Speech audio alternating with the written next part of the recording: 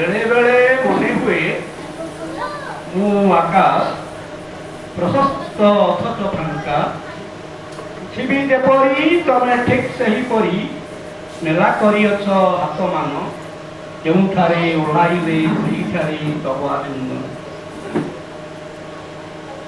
शिशिर सिक्त प्रत्युषर पत्र शिक्षार प्रत्येक पैलित काल आविर्भाव पर एक अनिर्वाच्य आवेदन आसुआ नहीं आज मरेगा लक्ष्मीनारायण साहित्य संसदर षष्ठ वार्षिकोत्सव जाऊ आनंदर विषय एक सारस्वत समारोह अनुरागी साहित्यिक बंधु मान मिलन एक आनंदर पर्व सहजे एक मधु ऋतुराज बसंतर समागम एठी बसंत आसी मन भितर महक छुटी एवं समस्त सम्मानित प्रतिभा मानू नमस्कार जनाऊँगी एवं आजिर उन्मोचित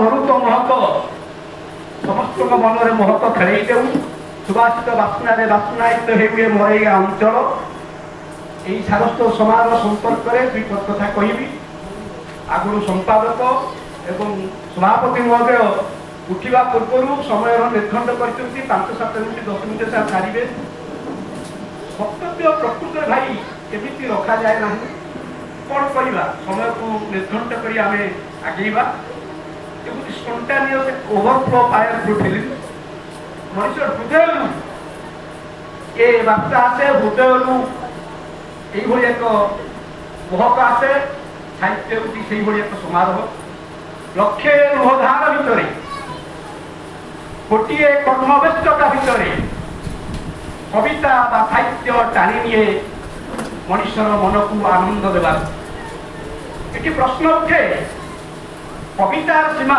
सरहद कवितार सीमार विस्तृति केते केते बाट यह शब्दरू सहर पर्यंत ना जन्मरू मृत्यु पर्यंत ना एंतुरीर चिता ठारू जुईर चिता पर्यंत ना मृत्यु जन्म पर्यंत यही एक प्रश्न आसे किंतु कविता है एक महक कविता एक जीवनचर्या जहाँ प्रत्येक मुहूर्त आम कविता आनंद मिले यही कविता कल्पनार कविर कल्पनार डेणारे चक चक करे आनंदर खरा एवं से कविता हूँ सप्तपर्णी एवं कवि सारे कहते जड़े वक्तव्य कहते कविरेव प्रजापति द्वितीय ब्रह्मा मुझे से ब्रह्मा कवि हूँ सम्राट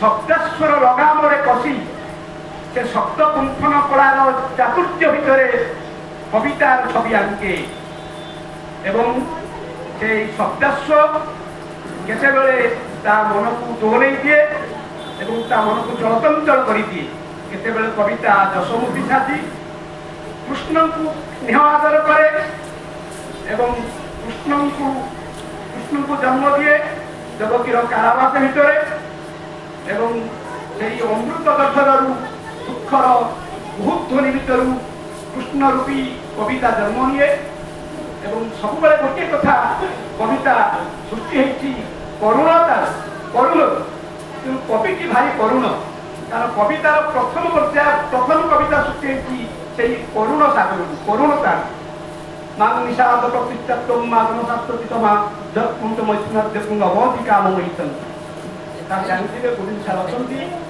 ये प्रथम पृथ्वीर प्रथम कविता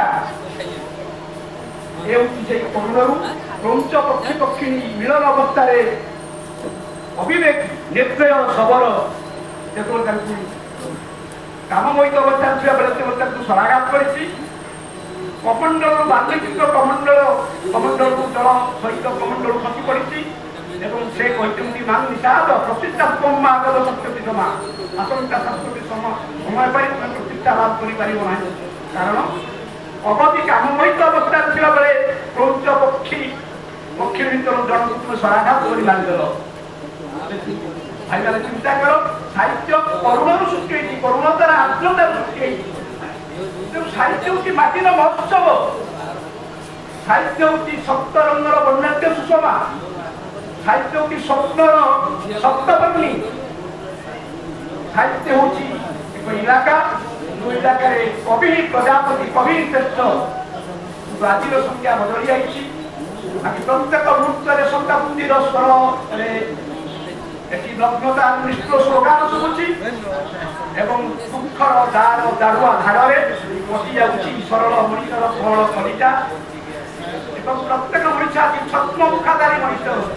ରାମ ରାମ ବଗଲେ ମେ ଛୁରୀ, ମୁଖରେ ରାମ ନାମ ତିଳକ ଚିତା, ବଗଲେ ମେ ଛୁରୀ, ଛଦ୍ମ ମୁଖାଧାରୀ ଜାତୁଆଦି କୁଟି ଜାତୁର ବଲବ ଆଜି ବସୁଆ ଧରି ନିଶାଣି ଧାରଣ ବାନା। ସ୍ୱାଧୀନତା ଭାନୁ ପଛକୁ ଅନାରେ ଅନା, ବଣିକା ସତୀ ସମାଜର ନେତ୍ରୀ ସ୍ୱାଧୀନତା ଭାନୁ ପଛକୁ ଅନାରେ ଅନା।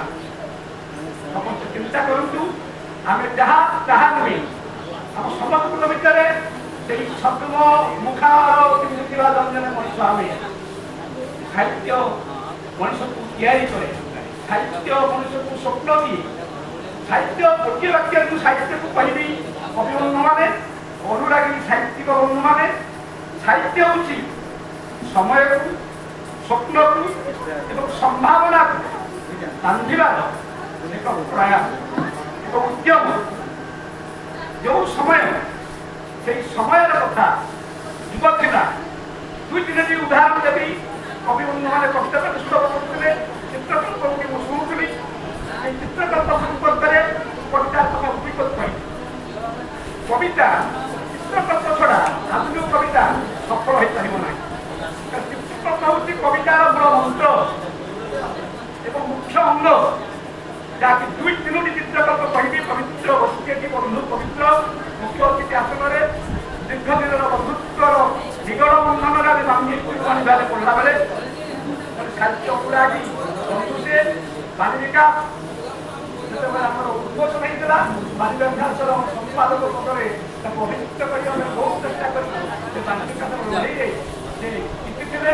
ସେଇ ବାଲିକା ଲଢ଼େଇର ବିଜୟୀ ବନ୍ଧୁ ସାହିତ୍ୟ ଅନୁରାଗୀ ବନ୍ଧୁ ବସିଛନ୍ତି। ଚିତ୍ରକଲ୍ପ ସମ୍ପର୍କରେ ଦୁଇ ତିନୋଟି କଥା କହିବି, ବେଶୀ ସମୟ କିଛି ନାହିଁ। ବେଳେବେଳେ ମନେ ହୁଏ, ମୁଁ କହିବି ଚିତ୍ରକଲ୍ପ କହିବି, କେଉଁ ଏକ ବଡ଼ ଜାତି ଅରଣ୍ୟ ଭିତରେ ଏକ ଦୀର୍ଘକାୟ ଅଜଗର ଖସି ଖସି ଓସ୍ତ ଗଛଟାରୁ ଘେରିଗଲା ଅସହାୟ ମିରିଗ ଛୁଆକୁ ଚକ୍ରାକୃତି କରିଦେଇ ପୁରୀଦେଲା ହସ୍ତିଆ ଉହାର ଉଦରସ୍ଥ କରିସାରି ଆରମ୍ଭିଲା ସୁଦୀର୍ଘ ପଥ। ଏ କବିତା ହେଉଛି ରମାକାନ୍ତ ରଥଙ୍କ। ଆଉ ଗୋଟିଏ କବିତାର ମୋତେ କହିବି, ତିଲ କବିତା।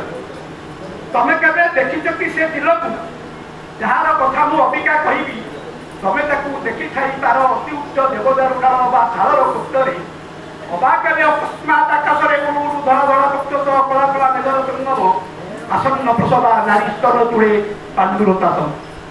ଦେଖନ୍ତୁ ଚିତ୍ରକଳ୍ପ, ଆସନ୍ନ ପ୍ରସବା ନାରୀ ସ୍ତର ଚୂଳେ ପାଣ୍ଡୁରତା ଦମ। ସୁନ୍ଦର ଚିତ୍ରକୂଟ ମାଧ୍ୟମରେ ଶୃଙ୍ଖଳିତ କାମୋଦ୍ୟମନା ସହିତ କବି ରମାକାନ୍ତ ରଥ ଜଣେ ପ୍ରତିଭାବନ୍ତ ଶିଳ୍ପୀ ଯାଦୁକରୀ ସ୍ପର୍ଶ, ଯାଦୁକରୀ କଲମରେ ଓଡ଼ିଶାର ଓଡ଼ିଆ ପ୍ରାଣରେ ସେ ସୁମୋହନ ମନ୍ତ୍ର ଖେଳି ଦେଇଥିଲେ। ଚିତ୍ରକଳ୍ପ ଆଜିର ଚିତ୍ରକଳ୍ପର ବହୁତ ଅଭାବ ରହୁଛି। ଅଜଗର ଗୋଟିଏ ଚିତ୍ରକଳ୍ପ, ଅସହାୟ ମିରିଗ ଛୁଆକୁ ଘେରିଗଲା ଗୋଟେ ଚିତ୍ରକଳ୍ପ। ସେଇ କଥା କହିବି, ତମେ କହିଥିଲ ଆସିବ ବିନୋଦ ନାଗର କବିତା, ତମେ କହିଥିଲ ଆସିବ ସବିଏ ଶୋଇଲେ, মেঘ বড়িত চন্দ্র আকাশে নহিলে, তবে কইছিল ঘট প্রবীর গছ তলে হেলে রজনী গভীর, হংস মিথুন কিনারে নদীর কুম্ভ কাকতি গাইলে, তবে কইছিল আসিব ছবিয়ে। সুন্দর চিত্রকল্প মাধ্যমে কবি বিনোদ নায়ক কিভাবে ভাবে প্রয়োগ କରିଛନ୍ତି সেই চিত্রকল্প କହିବି। ଆଜି କିଭଳି ଭଞ୍ଜ ସାହିତ୍ୟ ମଧ୍ୟ ଚିତ୍ରକଲ୍ପ ଥିଲା। କି ଉଦାହରଣ ଆଣିଛନ୍ତି କହିଲି ଭାଇ, ସମ୍ଭବ ସୁନ୍ଦରର କଥା କହିଲି। କେଉଁ ଏକ ବଡ଼ ଜାତି ଅରଣ୍ୟ ଭିତରେ ଏକ ଦୀର୍ଘକାୟ ଅଜଗର ଖସି ଖସି ଓସ୍ତଗଛ ଡାଳୁ ଘେରିଗଲା ଅସହାୟ ମିରିଗ ଛୁଆକୁ ଚକ୍ରାକୃତି କରି ସେଇ ପୁରୀଦେଲା ହସ୍ତିଆ ଉହାର ଉଦରସ୍ଥ କରିସାରି ଆରମ୍ଭିଲା ସୁଦୀର୍ଘ ପଥ। ସମ୍ଭବ ଶୃଙ୍ଗାର ଉଦରସ୍ଥ କରି ଆରମ୍ଭିଲା ସୁଦୀର୍ଘ ପଥ। ସେଇ ସମ୍ଭବ ଶୃଙ୍ଗାର ଭଞ୍ଜଙ୍କ କାବ୍ୟରେ କିଭଳି ପ୍ରତିଫଳିତ ହେଇଥିଲା। ଭଞ୍ଜଙ୍କ ପାଖରୁ କିଏ ଆଧୁନିକ କବି ଆଣିଛନ୍ତି, ଭଞ୍ଜଙ୍କ ସାହିତ୍ୟକୁ ଭଲ କରିଛନ୍ତି। ସେଇ ଭଞ୍ଜ କେମିତି ସୁନ୍ଦର ଭାବରେ ଭଞ୍ଜ ସାହିତ୍ୟ ରହିଛି।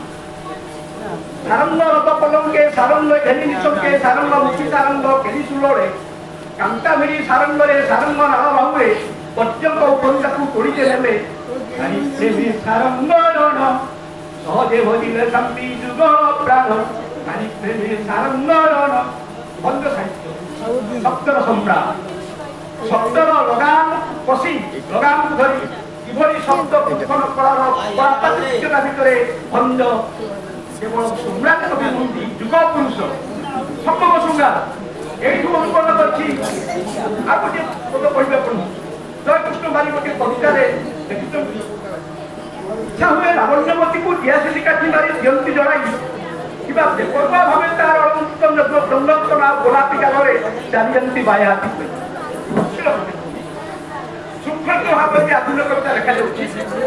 କିନ୍ତୁ ଏ କବିତା ଭିତରେ ବାୟା ହାତୀ ଗୋଟେ ଗୋଲାପୀ ଗାଲରେ ଗୋଟେ କୋମଳାଙ୍ଗୀ ଝିଅ ଲବଣୀ ପିତୁଳା ଭଳି ଲଳିତ ଲବଙ୍ଗ ପତ୍ରା ପିତୁଳା ଭଳି ଗୋଟିଏ କୋମଳାଙ୍ଗୀ ଝିଅ ଗାଲରେ ବାୟା ହାତୀ କରି ଚାଲିବା ଏହି ଚିତ୍ରକୃତ କେବେ ଆସେ ନାହିଁ। କବିତା ସବୁବେଳେ ସମାଜଧର୍ମୀ ସମାନବର୍ତ୍ତିତା ଯୁଗଧର୍ମୀ ଏବଂ ସମାଜର ପ୍ରତିଛବିକୁ ପରିପୋଷଣ କରିବାର ବାର୍ତ୍ତା ସାହିତ୍ୟ। ତେଣୁ ଆଜିର ଢଙ୍ଗ ଆଜିର ରଙ୍ଗ ଆଜିର ବେଶଭୂଷା ଆଜିର ଚାଲିଚଳନ ଆଜିର ଆଚାର ବ୍ୟବହାର ନେଇ କବିତା ରଚନା ଚାଲିଛି। ସବୁ ବଦଳି ଯାଇଛି। ଏଠି ସୁଲମାନେ ଆଉ ଫୁଟୁନାହାନ୍ତି। ଆଜି ବସନ୍ତର ବହକ ନାହିଁ। ଚତୁର୍ଥୀକୁ ଡାକରା ଆସେ ଏଠି ସାଲିସ କର ଯାହାକୁ ପାର ଚରଣ ପଥେ ତାହାକୁ ଆଜି ମାଲିସ କର ଘରେ ମୋ ବିଶ୍ୱବାସୀ ନୂଆ ନିଜ ଇଚ୍ଛମତା ଧର୍ମ ଏକ ଗ୍ରହଣ କର କାଜୟ ରାମାନନ୍ଦ ପରୀକ୍ଷାରେ କର ଏ କପି କାହିଁକି ସବୁ କରୁଛ ପାଠ ଯୁବତୀ ଯଜ୍ଞ ପ୍ରେମ ଶିଖ ପାଇବ ଦେବେ କିଭଳି ଭାବରେ ଏଠି ବଦଳି ଯାଇଛି କବିତା ସଂଜ୍ଞା। ପ୍ରତ୍ୟେକ ମୁହୂର୍ତ୍ତରେ କଳାହାଣ୍ଡିର ଭୋକିଲା ମଣିଷ ଆଖିଆ କରି ଭାରି ଆଜି ପଞ୍ଜାବର ଆଞ୍ଚଳିକତା ଉପରେ ଆଜି କବିଙ୍କର ଛୋଟା ଶବ୍ଦ ଭିତରେ ଆତ୍ମାନନ୍ଦ ପ୍ରାଣ ଆଜି ମେଘମାନେ ଠିକ ଭାବରେ ବହୁନାହାନ୍ତି। ନଦୀ ଠିକ ଭାବରେ ତାର ଧର୍ମ ପାଳନ କରୁନାହିଁ। ଜଳ ଧର୍ମ ପାଳନ କରୁନାହିଁ। ଆଜି ପବନ ଠିକ ଭାବରେ ମନୋମୟ ପବନରେ ମଣିଷକୁ ବହକ ଦେଉନାହିଁ। ଆଜି ବନ୍ଧୁଙ୍କର ଛୋଟା ଶବ୍ଦରେ ସମସ୍ତ ସନ୍ତାସର ଭିତର ନାଗରା ଶବ୍ଦ ପ୍ରତ୍ୟେକ ମୁହୂର୍ତ୍ତରେ। ତେଣୁ ଆଜିର ବସନ୍ତ ଗ୍ରୀଷ୍ମ ବୈଶାଖର ରୌଦ୍ର ତାପିତ ଧରି ଆମକୁ ପ୍ରତିଷ୍ଠ କରୁଛି ଦୋଳାୟିତ କରୁଛି। ତେଣୁ ସବୁ କବି ବନ୍ଧୁମାନଙ୍କୁ ଗୋଟିଏ ରାସ୍ତା ଦେବି ଗୋଟିଏ କଥା କହିବି ଭସ୍ମ କୂଳରେ ନିପଣା ଥାଇ ମନ୍ଦ ପବନ ବଳିଷ୍ଠ ହୋଇ ଭସ୍ମପଡ଼ା ଭିତରେ ଗୋଟିଏ ଅଗ୍ନିକୁଳା ସମସ୍ତ ପାଉଁଶ କଥାକୁ ନିଆମୟ କରିଦିଏ ଅଗ୍ନିମୟ କରିଦିଏ ପୁଷ୍ପର ବୈଶ୍ୱାନରେ ପରିଣତ କରିଦିଏ। ଠିକ୍ ସେଭଳି କବି ଗୋଟିଏ ଅଗ୍ନିକୂଳ କବି ବନ୍ଧୁମାନେ ସ୍ୱାଗତ କରିବି ଆପଣଙ୍କୁ ଆପଣେଇ ନେବି। କାରଣ ଆଜିର କେହି ଜାଣିନଥିଲେ ଚିଠି ବରଗଛର ମନ୍ଦିର ଭିତରୁ ଗୋଟିଏ ଚିଠି ମନ୍ଦିରଟିଏ ସେ ଗୋଟେ ବିରାଟ ଉଦ୍ୟମରେ ପରିଣତ ହେବ। ଏବଂ ଠିକ୍ ସେଭଳି ଯେତେବେଳେ କବି ଜନ୍ମ ହେଇଛନ୍ତି ସମସ୍ତ କବି এইভাবে ভাবে Rome is not built one day ভଳି রোম নগରୀ ଗୋଟିଏ ଦିନରେ ତିଆରି ହେଇନଥିଲା। ମାର୍କେଟରୁ କେହି କପି ହେଇଯାଏ ନାହିଁ। ସବୁ କହିବି ଶବ୍ଦକୁ ଶବ୍ଦ ଯୋଡ଼ିଦେଲେ କପି ହେଇପାରିବା ନାହିଁ। କବିର ଆନ୍ତରିକତା ଦରକାର, ପ୍ରେମପୂର୍ଣ୍ଣ ହୃଦୟଟିଏ ଦରକାର, ସରଳ ରୁଚିପୂର୍ଣ୍ଣ ବ୍ୟବହାର ଦରକାର, ମାର୍ଜିତ ସଂସ୍କାର ବୋଧ ଦରକାର ଏବଂ ପ୍ରତ୍ୟେକ ମଣିଷ ପ୍ରତି ସହାନୁଭୂତି ପ୍ରେମ ଅନୁଭୂତି ଆପଣେଇ ନେବାର କଳା କୌଶଳ ହେଉଛି କବିତାର ଧର୍ମ, କବିତାର କଳା କୁଶଳ। ତେଣୁ କବିତା ସବୁବେଳେ ଶବ୍ଦର ଶବ୍ଦପର୍ଣ୍ଣୀ, ଇଚ୍ଛାର ଇନ୍ଦ୍ରଧନୁ, ସେ ଇଚ୍ଛାର ଇନ୍ଦ୍ରଧନୁ, ସେ ସ୍ୱପ୍ନର ଶବ୍ଦପର୍ଣ୍ଣୀ। କବିତା ମୃତ୍ୟୁଠାରୁ ଆହୁରି ନିବିଡ଼, ଆହୁରି ଅନ୍ତରଙ୍ଗ ଏବଂ କବିତା ହେଉଛି ସମ୍ଭାବନାର ସାହାରାରେ ସେ ଏକ ବିରଳ ତପସ୍ୟା, ଏକ ବିରଳ ତପସ୍ୟା। କବି ଏକ ଯୋଗୀ, କବି ଏକ ସମ୍ରାଟ ଏବଂ ସେଇ କବି ତାର ଶବ୍ଦାଶ୍ୱର ଲଗାମ ଧରି ମାପି ଚୁପି ଶବ୍ଦାଶ୍ୱର ଲଗାମ ଧରି ସେ କବିତା ରଚନା କରେ। ପ୍ରାଚୀନ କବିତା ଅକ୍ଷର ଲେଖନ୍ତି ହାତରେ, ତେବେ ଅକ୍ଷର ଗଣନ୍ତି ହାତରେ, ତେବେ ସେ ଲେଖନ୍ତି ପତ୍ରରେ। କବିତା ଏଇଆ ଥିଲା। ଜ୍ୟୋତିପାତ୍ର ଠିକ୍ ଥିବ, ଜ୍ୟୋତିପାତ୍ର ମିଳନ ହେଉଥିବ, ରସ ଉପମା ଉପମେୟ ପ୍ରକୃତି ଧ୍ୱନି ରସ ଠିକ୍ ଭାବରେ ପରିଚର୍ୟା ହେଇ ଚାଲିଥିବ, ଗୋଟିଏ ମାତ୍ର ଅକ୍ଷର ଏପଟ ସେପଟ ହେବ ନାହିଁ, ପ୍ରାଚୀନ ସାହିତ୍ୟ। କିନ୍ତୁ ଆଜିର ସାହିତ୍ୟର ଭିନ୍ନ ରଙ୍ଗ ବଦଳିଛି, ଭିନ୍ନ ଢଙ୍ଗ ବଦଳିଛି, ଭିନ୍ନ ଶୈଳୀ ବଦଳିଛି, ରସ ବଦଳିଛି। ସତରେ ପ୍ରାଚୀନ ସାହିତ୍ୟର ପ୍ରତ୍ୟେକ ସାର ବସୁଛନ୍ତି ବିନା ରସରେ ସାହିତ୍ୟ ରସହୀନ ହେଇଯାଏ। ଆଧୁନିକ ସାହିତ୍ୟ ରସ ଅଛି, ଗଳ୍ପରେ ରସ ଅଛି, ଉପନ୍ୟାସରେ ରସ ଅଛି, କିନ୍ତୁ ଆମେ ଉପନ୍ୟାସ ଆମର ଜ୍ଞାନପୀଠ ପୁରସ୍କାର ପ୍ରଥମ ବିଜେତା ଗୋପୀନାଥ ମହାନ୍ତିଙ୍କ ଉପନ୍ୟାସ ପଢ଼ ବାଜିମଣ୍ଡଳ ପଢ଼, ଠିକ୍ ତମକୁ ଲାଗିବ ଶିବୁଭାଇ ପଢ଼, ଦାଦିଗୁଡ଼ା ପଢ଼, ହରିଜନ ପଢ଼, ତମେ ଦେଖିବ ତା ଭିତରେ ରସ ଆଦିବାସୀ ହୃଦୟ କଥା, ଆଦିବାସୀ ମଣିଷଙ୍କର ହୃଦୟ, ନିରୋଳା ହୃଦୟ, ନିର୍ବିକାର ଚିନ୍ତା ଚେତନା, ତା ଭିତରେ ଅହଙ୍କାର, ପ୍ରଚଳିତ ଅହଙ୍କାର କିଛି ନାହିଁ।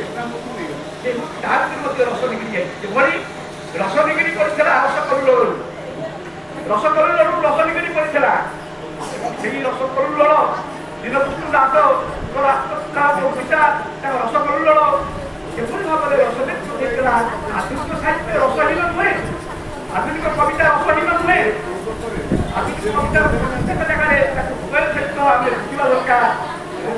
କହୁଥିଲି ସେଇ ଉପମା, ସେଇ ଚିତ୍ରକଳ୍ପ, ସେଇ ଉପମୟ, ସେଇ ଅଭ୍ୟନ୍ତର ସବୁ ଅଳଙ୍କାର ତା ଭିତରେ ଭରପୁର ରହିଛି।